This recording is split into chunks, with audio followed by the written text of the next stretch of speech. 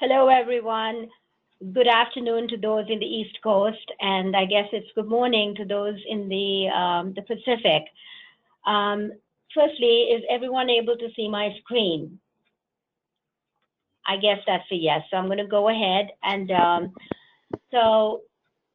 actually going to talk to you about how one can maximize your opportunities in trying to travel to a region, taking multiple destinations. And I do want to thank all of you for finding the time. I know how busy everyone gets, and especially just before the holidays. So, firstly, thank you so much for giving up your time to learn about this. And I hope at the end of it, you would find that it's been of interest and something that could be of use to you.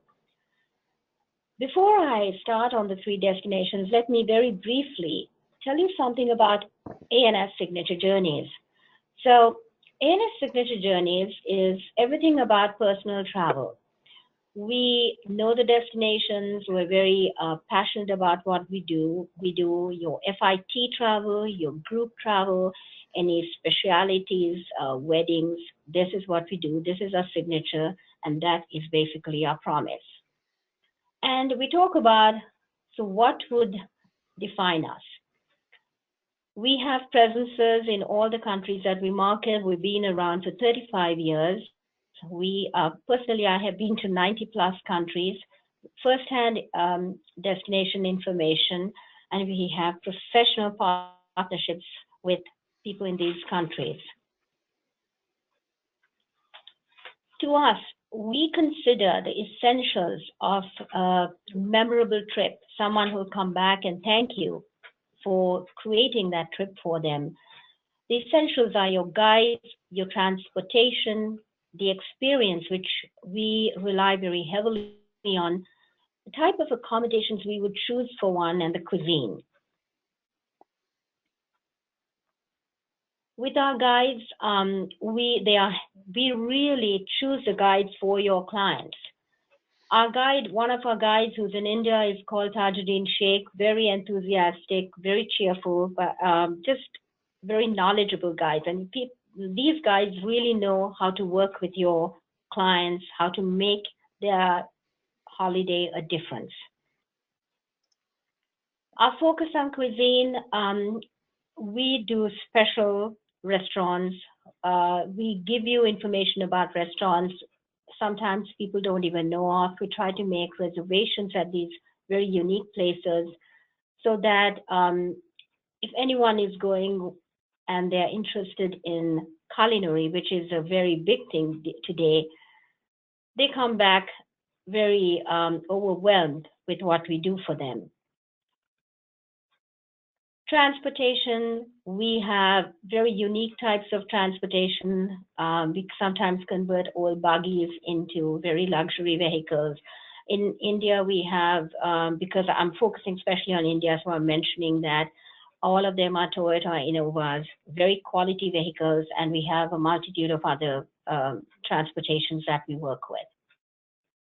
Properties, we select unique properties. Sometimes they may not be branded or well known, but these are unique, different properties, just giving again a different experience to your clients. We give you website support. We're located in the United States. All our itineraries are customized with our agency logo and with your agency logo. We have very quick turnarounds. We do offer sponsored FAMs. We have a 24-hour emergency hotline. Rates are net to you or commissionable. We have special pre-custom greetings for your clients, and our belief is that if you succeed, we succeed. This is just a portfolio of some of our offerings. I'm not going to go into it in too much detail, but this is just some information about all the possibilities that we can do for you. The three countries or the continents, I would say, that we specialize is South and Central America, Africa, and Asia. In South and Central America, we offer Argentina, Brazil, Chile, Costa Rica, Peru. We have very unique experiences there. Let's go to Africa. In Africa, we have a very large portfolio of our offerings, as you can see. Again, I'm not going to go into too much detail because our main focus is going to be on the three destinations. And these are some of our special experiences that we offer you when you travel there. When you go into Asia, the destinations we have are many. And these are some of the experiences, for example, in Thailand, where we do special tours in the local long tail boats. But let's get on now to how do you sell a multi destination within a region. In my professional capacity of being in this industry, I would say now for about 35 or 40 years, the one thing I realize is that you really have to know your clients and just first talk to them, learn about them, find out details about what they want to do. There are people, you can just assume if they want to go to a beach, they are scuba divers, but that may not necessarily be it. So it's always good to find out more. Clients will send you an email and they will give you certain things, but they don't give it to you, not everything. So do dig deeper. If you can, please try to get a budget from them because sometimes their expectations are much higher than what they want to pay. So it's always best to match the budgets with what you can offer them. And do get them to think outside the box so that you can differentiate yourself. And by selling multiple destinations, you can do that very easily. So the first thing, obviously, is you want to have knowledge of a region. And this is what I want to talk to you about. So if you look at the map, you'll see India, Maldives, and Sri Lanka. They're very in close proximity to each other. People generally, or I would say the most popular places that people like to travel are the northern parts of India, which is New Delhi, Jaipur, Agra, where the Taj Mahal is. And then when people say, I would like to stay for 2 weeks, they try to do as much as they can in that one region. I want you to think outside of the box and see what would happen if you just looked at some of the flights and look at some of the experiences that you can do by just adding on different destinations like Sri Lanka and the Maldives. Flight-wise, you will see there are direct flights from New Delhi to Sri Lanka. The capital city is Colombo. There are direct flights into southern India. From southern India, you'll see flights into the Maldive Islands. Let's show you some of the travel times and what the related costs are. So Cochin, which is in the Kerala southern area to the Maldives, it's only 1 hour 50 minutes, and you're looking at $233. Trivandrum, again located in the southern tip of India to Bali, is 1 hour 15 minutes, and you'll see all of them, all the flights between Colombo, between Delhi, between Mumbai. They're not very long, and you'll see price-wise how reasonable these are. I've just taken the arbitrary flights. I took them for travel in February, and I just priced them out today for one ways on coach class travel. People always ask us, okay, so what is the weather and the best time to travel? India definitely has two different climatic zones, I would say. Northern India, you will experience their winter, you will experience their summer. Summer times are basically much hotter. And this is so in northern India. You do want to avoid traveling going in from about, say, June, July, August, because you will find it's extremely hot, and then you find the weather, the monsoons coming in. In southern India, however, you find everything is very lush, everything is very green, there's more rain. The rain actually spreads from about May to September, but it's just intermittent rain, with the highest rainfalls being around June or July. But the topography is extremely green. You have spices, you have tea plantations. It's very different to northern India. And I would say this is an all year, all round destination, except if you want, you may want to avoid June, July, because that's when the heavy rainfalls come in. The Maldive Islands, sorry about that, let me go back. The Maldive Islands really has got two different periods of monsoon periods, but this is what Maldives is. You have to be very careful when you send someone to the Maldive Islands. The Maldive Islands actually consists of 200 uninhabited islands. Um, or I would say, sorry, habited islands. And these are individual resorts and so one island, one resort. It's a very unique concept. You don't find this anywhere else. And the monsoon really affects which atoll or which part of Maldives that you're traveling. Sri Lanka is a year-round destination, and that's because when the monsoon actually does hit Sri Lanka, it would either be in the west coast or the east coast. And being a small island, you will find that you could either go to the east or the west coast. So that makes it a year-round destination. Visas, very easy because with India, you can get a double entry e-visa. You can actually get it in 3 days and it costs about $60. Sri Lanka is an online e-visa. Again, it takes about 2 to 3 days and it's $40. Maldive Islands does not require visas, and all this is applicable to a US passport holder because that's who you would service.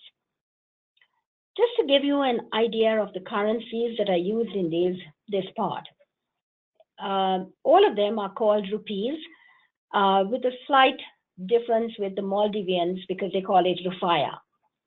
And one US dollar here, as you can see, is 15. In Sri Lanka, it's 153.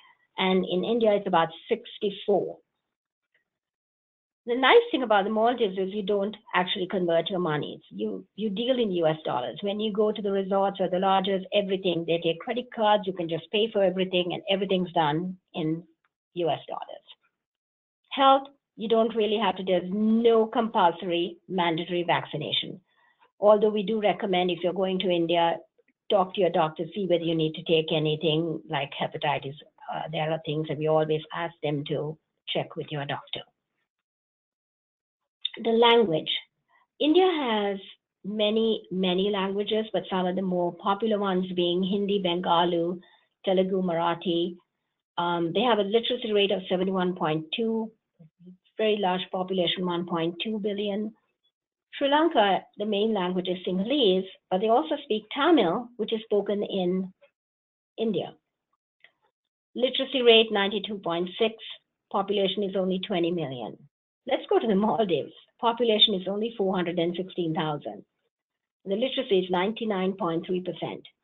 And here they speak Hindi, Divehi, which has got words that come in from Hindi, Arabic, some part of Sinhalese too. So there's a lot of common things that happen even with the language. When you travel to India, you would probably have to break your journey either to northern India, where Delhi is, and the surrounding areas, or you would now look at traveling to southern India. Unfortunately, because this is a very, uh, I would say, a detailed presentation. I don't want to go into too much detail about what you can do in each of these cities, but I would be happy to talk to anyone and put something together. But let me briefly tell you some of the famous, the more popular northern cities. That would be Agra, where the Taj Mahal is, Jaipur. Jaipur is where Rajasthan, the heart of Rajasthan, where the colors, the palaces, the forts. Udaipur and Jodhpur are also parts of Rajasthan, but they have a difference in each of those cities. Jodhpur is known as the blue city. Everything in the city is blue. If you're looking to visit places where there is a tribal influence to learn about local cultures, then Jodhpur is a great destination to go to. Jaisalmer is in the Thar Desert. It's actually very close. It's a border of India and Pakistan, but it's got some amazing architectural forts. The architecture there is just absolutely beautiful. You get camel rides. However, one would not go there in summer because it would be very, very hot. It's a great winter destination. And I would say that for all of northern India, you're looking at traveling there during winter and not in summer. Varanasi is where the famous Ganges is and where it's considered to be one of the holiest cities. And we have special arti ceremonies. Some of our groups, we take them out to the Ganges and we actually do a very exclusive arti ceremony just for our people. Khajuraho is beautiful. It has all the temples that you would find with very intricate carvings, and they come from the Jain people. Jain people are known for their very um, intricate work that they do on the temples. So this is a very nice, diverse itinerary that one could have in northern India. When you go down to the southern cities, you're going to find it's very different. As I told you earlier, the topography is different in southern India. It's lush. There are lakes like the Kumarakom and Alapi, where you have the backwaters, you have the spices, you have southern temples which are different to the temples that you're going to go up in the north. I would also like to bring your attention to a place called the Kabini. The Kabini is an area which is very close to Mysore and Bangalore. And here you can actually do the safaris where you have elephants, you have leopards, you have tigers, and you have this very unique oracle rides, which is almost like an inverted hat. And you get into the water, and there's no motorized sound, so you get very close to nature and quite similar to something you would do in the Okavango. When you're doing the Makoro rides, it's just a very tranquil and a very peaceful experience being close to nature with them. From the southern part of India, if you were to travel into Sri Lanka, as I told you about the flight distances earlier, you're looking at probably a flight of 1 hour. And Sri Lanka offers you very, very diverse experiences in very short travel times because the actual country is so small. For example, when you go to Kandy, the first in Kandy, that was the ancient hill capital, and here you find the tooth relic of Lord Buddha. You'll find botanical gardens. You will go. You have the largest orphanage, the elephant orphanage that you find in Kandy. Sigiri, Anuradhapura, and Polonnaruwa are ancient cities, and they date back to 7th century or more.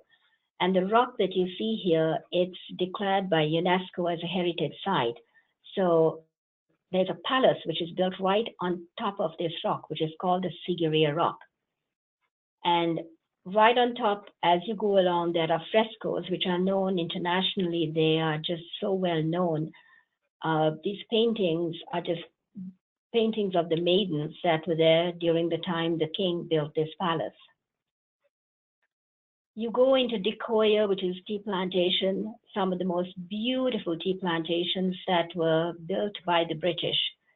What they've done is they've converted some of the British planters' bungalows into beautiful boutique um, accommodation.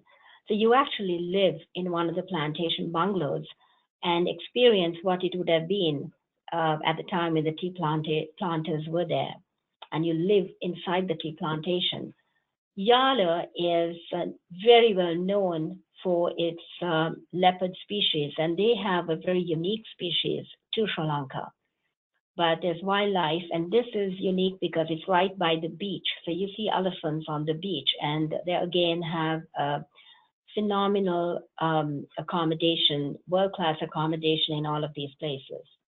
Minaria is a place where you have an elephant gathering that takes place only 3 months of the year, where you see herds of elephants, 300, 400 elephants.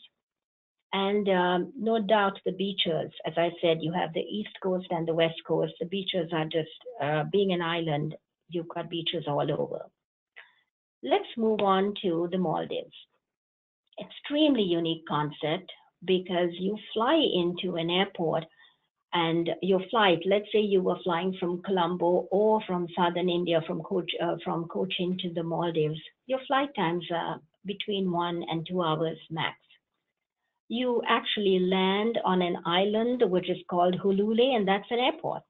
So you just land on a tiny little island, and from there you have these lodges and resorts which are built one island, one lodge, and everything is built. There's nothing like tall buildings. Everything is very chalet type of accommodation. And the only people that are allowed to be on that island are the residents, the guests, and the workers. Nobody else, none of the locals can come there. Now, the Maldivian government practices their Islamic religion, but none of the islands follow that. So with the islands, you can actually you pay in US dollars. They serve you everything: alcohol, your wines, your premium wines. They have absolutely everything, and you'll find only the people who are guests and the people who service you on these islands. It's a very pristine, I would say, very quiet way to end a stay for about 3 nights in the Maldives.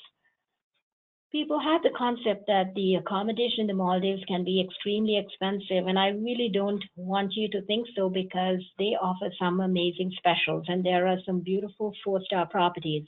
Again, even the four-star property has the same concept of one island and one resort, and they all have their reefs around them. So they have amazing snorkeling, but you have to choose the right island depending on when you're going and the weather patterns, as I had mentioned earlier, to keep with the monsoon. So I hope that I have been able to give you enough information about 3 different countries and how we can actually, with the flights that are so short, be able to combine these 3 destinations and come up with very nice, unique itineraries that could range from anything from about 12 nights going up to 21 nights. If you had someone who was going for 7 nights and wanted to do a combination, I would definitely say that that's not possible. If the person had maybe 12 nights, we could very easily combine something in the north, which would be the Delhi, Agra, Jaipur, northern parts of India, and then do look at offering a combination of, say, something in Sri Lanka. Let's say you have someone who says they can add on and make the itinerary about 18 nights. You can very easily add on the Maldive Islands, as opposed to someone going for 18 nights or say for 2 weeks and keeping them all the time in one country, because this way you're giving them a very different experience and you're also extracting the best of the region. So, for example, if you were going to a tea plantation, there are tea plantations in southern India, there are tea plantations in Darjeeling in the north, and you have tea plantations in Sri Lanka. And if I had to make a choice between the 3, I would say go for Sri Lanka. And in a similar manner, if somebody wanted something like a beach, I would say if they have the time, try to include the Maldives because it is so unique and it's just an amazing paradise for someone who loves underwater world. I do hope that this has been useful to everyone. You've enjoyed the presentation, and I'm going to now pass this on to Doug. I just want to thank you again for your time. Hi, Sherry. Thank you very much for a very comprehensive presentation. Let me take a look. I think we have a few questions here for you. The first question I have is, do you have a website to apply for the Sri Lankan visa? Yes, we do. And that was a great question because there are some websites that are really not genuine. And what I'm going to do is I will send this over to however whoever the agent is, I will send it to them because one has to be very careful for Sri Lanka. There are some websites that come up and it's very easily it comes up. And I've had people who applied and said the money is gone. Okay, great. Good to know. Okay, next we have actually a couple questions about elephants. And the first Okay. one was, what months do the elephants congregate? And in addition to that, somebody else is asking, what 3 months of the year are the elephants in? I'm not going to pronounce this right. Minaria? Area. Minaria, Yes. thank you. The congregation or the gathering, as it's called, takes place in August, September, and October. And that is also a time that people travel to the beaches in the East Coast. So it's a wonderful inclusion when you're traveling in that time to take people to the East Coast beach, the elephant gathering, doing the ancient the cultural triangle, and candy. It's a great itinerary, very easily doable. Excellent. Okay, we have a comment here that it was a great webinar and they're very interested in Sri Lanka, India, and the Maldives, and asking if they could have a copy of the webinar. And thank you for asking that question. That kind of leads me into something. I want to be sure to mention that this copy of this webinar will be available on our website, www.jaxfax.com. If you look under the menu item Travel Agent Training, you will see our webinar library and it will be included there. And we will be providing with Sherry a copy of the webinar as well, and she may be putting that up. So thank you for asking that. And the next question we have is, how long would you need to do an itinerary that would combine all three destinations? I would say safely about 21 days or 20 days with your travel time from the US to Asia, which is about 2 days, and then 2 days coming back. So 21 days, I think you can get everything in. Perfect.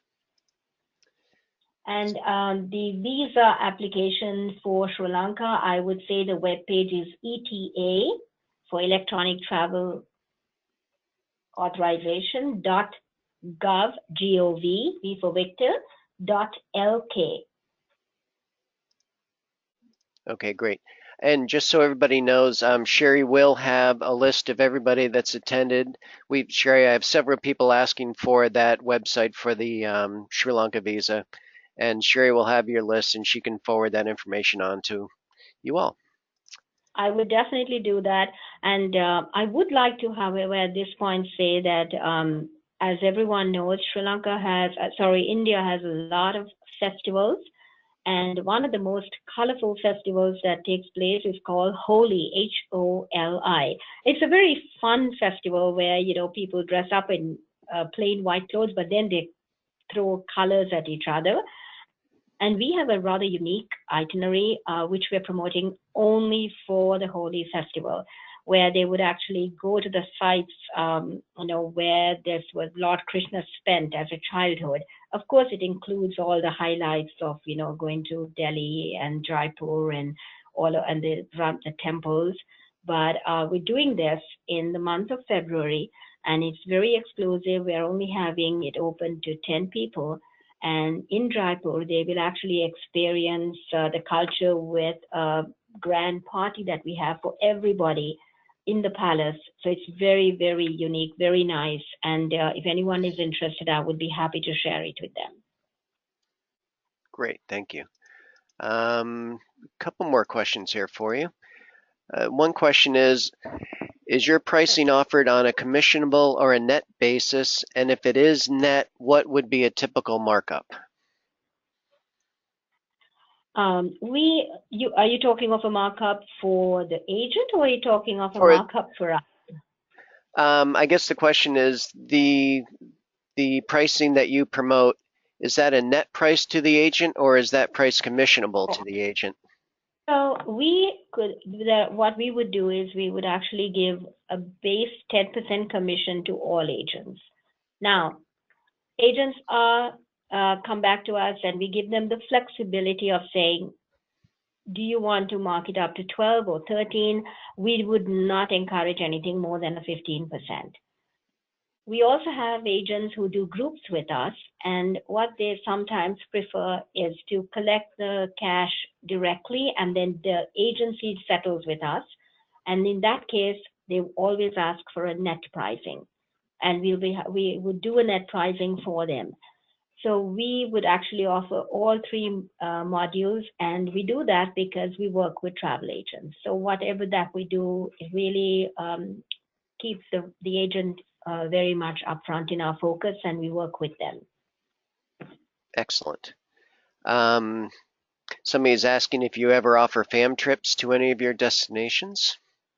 Absolutely. We have fam trips to India, we have fam trips to Africa. In fact, we have a couple coming up next year. So what we do is once the agency is in our data, we send out an e-flyer informing people about the fam trips. And, it's then people have to send in their applications. Typically, we would take very, very small numbers, anything from 6 to 9 people. And we have about from 7 to 8 days is our fam. That's the length of our trip. Great. And let me see. Oh, what is the deadline for booking the festival that you had just mentioned? I would say because it's February, we're actually having it for maximum by about January the 10th or January 15th, since we still have to get the flights. But the good thing is that the flights would actually be a low season fare, so they could get something at a very good rate. And we're thinking of actually doing a second one, but right now we're not too sure. It really depends on how the bookings come in, but we're really seriously considering it. Okay. Um, Somebody is asking if you could repeat the website that you had given previously. I'm not sure whether that was for the visas or your own website, but So I'll give you both. I'll give you our website and I'll also give you the e-visas. So for Sri Lanka, it would be E as in Echo, T as in Tango, A as in Apple, dot, G as in Golf, O as in Oscar, V as in Victor, dot, L as in Lima, and K as in Kilo. And if anyone would like to have information on the destinations, they could actually go to our website, which is www.a for Apple, N for Nancy, S for Sierra, followed by the word journeys, journeys.com. ANS Journeys is all one word. all right. Okay. It looks like that's all our questions. Sherry, again, thank you very much for the presentation today. And thank you to everybody that took the time out of your day to listen to the presentation. I know Sherry appreciates it, and so do we. I really do, Doug. I'd like to thank the agents very much for their time. And it was really great because I found that there was a lot of interest with all the questions. They were great questions, and especially things like the visas. They were great questions. Thank you. Great. Okay, this will be our last webinar of the year, so I want to wish everyone a very happy and healthy holiday season, and we will speak to you again in 2018. Thank you all. Thank you and happy holidays.